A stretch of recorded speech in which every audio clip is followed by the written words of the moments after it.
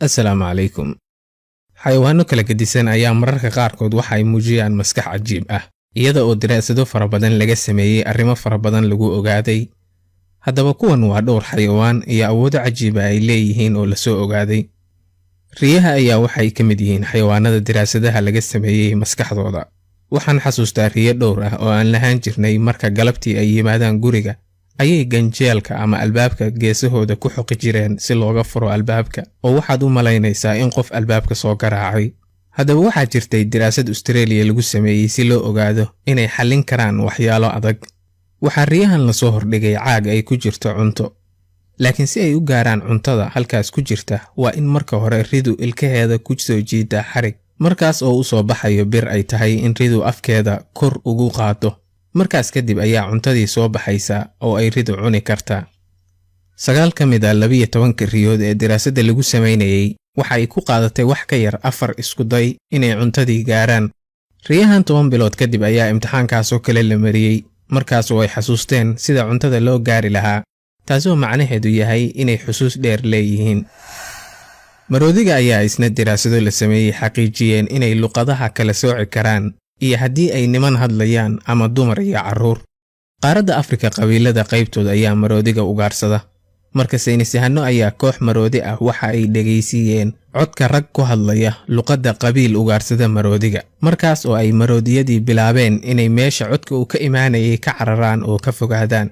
Markii la dhageysiiyey codka rag ku hadlaya luqadda qabiil aan ugaarsan maroodiga, ayaa maroodiyadii wax dareen ah aysan samayn oo si caadi ah ay u ahayd.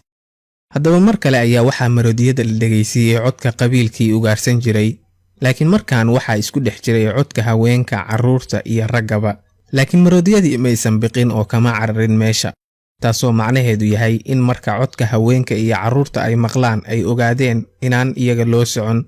Laakiin marka ay maqlaan codka ragga keliya, uu macnaheedu yahay inay khatar ku jiraan oo ay dhici karto in iyaga loo socdo.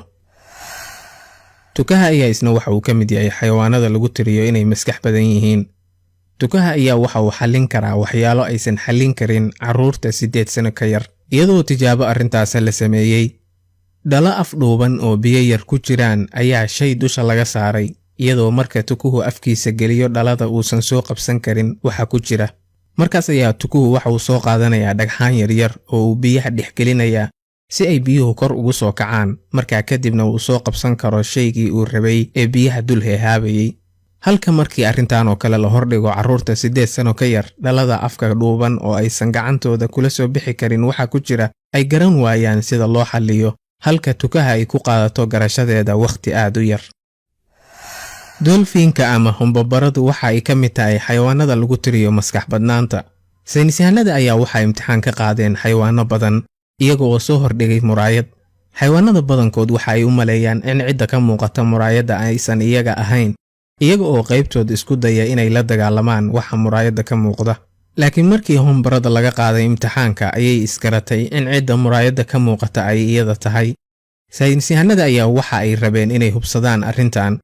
Markaas ayaa waxay sameeyeen in midab ama calaamad mariyeen meel jirkeeda ka mid ah oo aysan arki karin. Laakiin markii ay muraayadda timaado oo ay aragto calaamadda jirkeeda ku qoran, ayaa waxay isku dayeen inay iska tirtiraan, taasoo macnaheedu yahay inay garanayaan in cidda muraayadda ka muuqata ay iyaga tahay.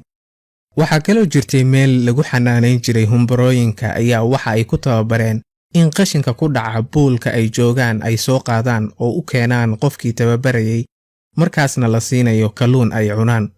Maalintii dambe ayaa waxaa la arkay mid ka mid ah oo khiyaano samaynaysay.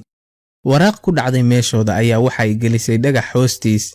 Markay aragto tababarihii kalluunka siday, ayay waraaqdii qaybteed soo goysaa oo u keentaa si cunto loo siiyo. Markay cunto kalluunkaas, haddana qayb kale waraaqdii ayay soo goysaa si kalluun dheeraada ay u hesho. Shinnida ayaa iyaduna waxaa la soo ogaaday inay xisaabta fahan u leedahay. Intaan u gudbin sheekada shinnida ayaa waxaa jiray xayawaano kale oo la sheegay inay xisaabta fahmaan.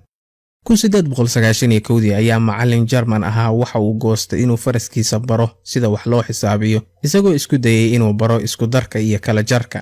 Ninkaas oo la dhihi jiray Wilhelm von Osten ayaa waxa uu sheegay in faraskiisu uu bartay sida wax loo xisaabiyo, isagoo faraska markii uu rabo inuu ka jawaabo su'aalaha uu qoobkiisa dhulka ku dhufanayay.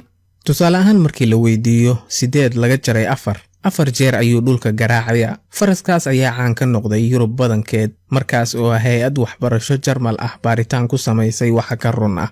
haddaba waxa ay soo ogaadeen in marka ninkii tababarayay uu ag joogo uu farasku jawaabaha garanayo markuu maqan yahayna uusan garanayn.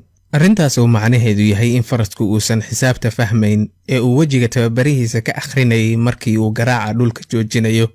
waxaa sheekadan oo kale la mid ahaa ay waayo dhaweyd sidaas oo kale sameynayay oo sida wax loo xisaabiyo si fiican u yaqaanay oo BBC-du xataa warkeeda ku soo tabisay. haddaba haddii sheekada faraskaas iyo aygaas ay been noqotay ayaa saynisyahanadu waxay soo bandhigeen xayawaanada qaybtood oo awood u leh inay gartaan tirooyinka. xayawaanada qayb badan ayaa awood u leh inay kala gartaan tirooyinka siday u kala weyn yihiin. xayawaanadaas ayaa waxaa ka mid ah libaaxyada iyo dhurwaayada. daraasad lagu sameeyay ayaa waxaa la ogaaday in libaaxyadu marka ay maqlaan codka libaaxyo kale waxa ay fiiriyaan tiradooda. tusaale ahaan haddii ay maqlaan codka 3 libaax iyaguna 4 yihiin waxay isku dayaan inay weeraraan meesha codku ka imaanayo. haddii codka ay maqleen uu ka badan yahay inta ay yihiin waa ay ka joogsanayaan inay weerar qaadaan. shinnida ayaa iyaduna awood u leh inay kala garato tirooyinka sida ay u kala waaweyn yihiin, iyadoo saynisyahanadu xataa ogaadeen in shinnidu taqaan nambarka 0 ama eber oo carruurta da'da yar ay badankood fahansanayn wax laga wado.